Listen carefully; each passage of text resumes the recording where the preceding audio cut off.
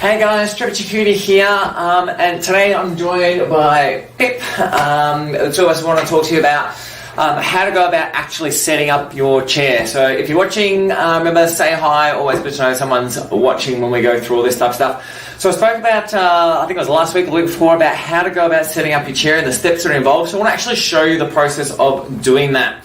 Okay, so I've got Pip here, she's going to help me out today. So the first thing we're going to look at is the length of, or the height of the chair in relation to the floor. So we want both feet flat on the floor. So what we'll do, just raise your chair up for me, Pip. Just come up higher. That's it, lovely, cool. Okay, so if we look at this side, we've got Pip's feet flat on the floor, which is what we want to see. We've got a little bit of weight on them as well. Can you come up high with the chair? That's it, lovely. Alright, so up at that height we can see we're starting to get some reach here, and this is a little bit higher than what we want. So we want to make sure that we're not too high. So we're just going to drop it down, say about that much. That's a little too far, a little bit up. That's it. Beautiful. And then what we're going to do is tilt the chair. So we want the front of it down in relation to the back. So we're just going to unlock this and tilt it forward, lean forward. That's it. And lock it into place there. And we want this back as far forward as we can. Okay, so we want it really upright there. So what we can see when we look at this chair here is really we're not quite getting enough lower tilt that we want.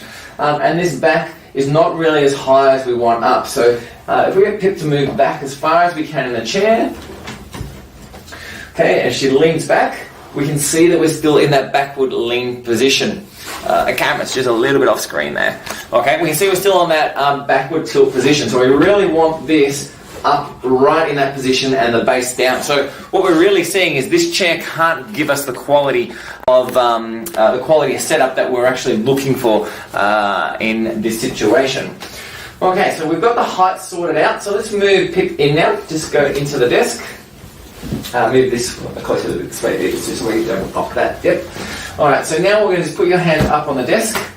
Now with Pip in that position, what we can really see is that her elbows sit actually lower than the desk itself. And this is a big problem for us, because if the elbows are sitting lower than the desk itself, what we're going to end up with is strain as the hands fight constantly to stay upright in that position. So we want to now elevate Pip in relation to the desk. In other words, we want to bring the desk down. So the good thing about here, we've got a digital sit-stand desk, and what we're going to do is just drop that desk down a little bit. A little bit lower yet. Okay, and now what we have is a situation where the arms are slightly coming down. That's what we want. In fact, we could probably go even just a little bit lower for Pip there. That's it. Okay, now we've got that slight downward slope on her forearms that we want. So we've got the height of the chair right, and now we've adjusted the height of the desk to her. The interesting thing is when we look at this, if you compare it to the desk we've got right in front here, if I move the camera over, and compare it to this, that height for her is actually lower than the average desk height. So she's down lower than what you'd buy for a normal commercial desk just off the shelf.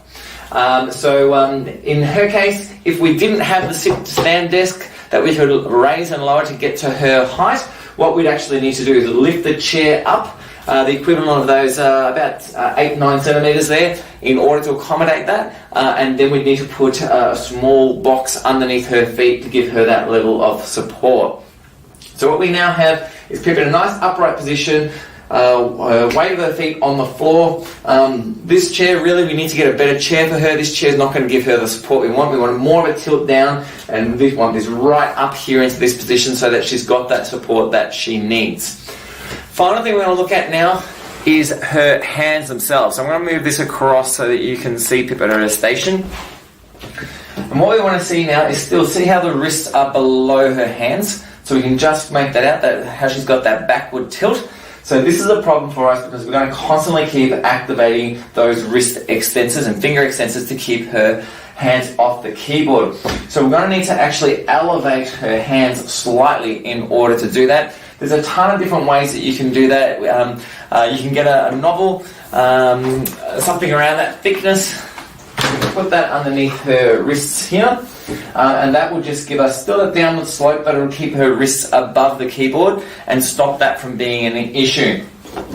There are now wrist pads that you can actually get. You can pick these up from your local stationery store. They basically just go across the front and will give you that little bit of cushioning that you can rest your wrists onto, and that will support that as well. The final thing we want to look at then is our monitor height.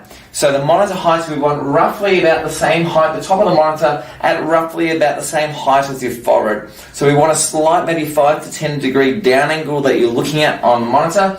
So if you've got a monitor that has a slide up and down, that's fantastic. Otherwise, you can get monitors like we've got here, dual monitor stands and single monitor stands that will actually allow you to move the monitor in any position you want, so that we've got our eyes at a slight 5 to 10 degree down angle onto the monitor itself. And then also we want to check and make sure our backdrop behind it doesn't have bright light coming in, which could create an altered light source between the screen and the backdrop, which could potentially strain our eyes a little bit. So that's our simple steps to do it. So number one, get your feet set with the floor first. Drop the angle of the chair down, and that puts the weight on your feet directly. Bring the back of the chair upright so that when you're leaning back, lean back for me. So when you're leaning back like that, you still stay in that nice upright position. Then adjust the bench height to your elbows to make sure that we're slightly off, about an inch above it, so we're tilting down. Make sure your wrists are above the keyboard, and then adjust the monitor to your eye level. That's the perfect way to go about it. So if you don't have a sit-stand desk, then you're going to have to adjust the elbows to the desk first, and then adjust the floor to your feet.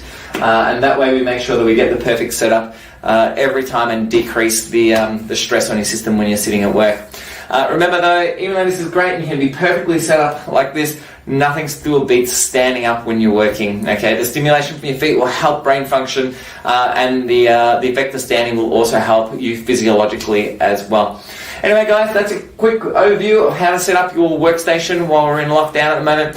If you have any questions at all, just post up, send me a message, and I'm happy to help you out in any way, shape or form we can. Speak to you next bit. See you guys. Bye.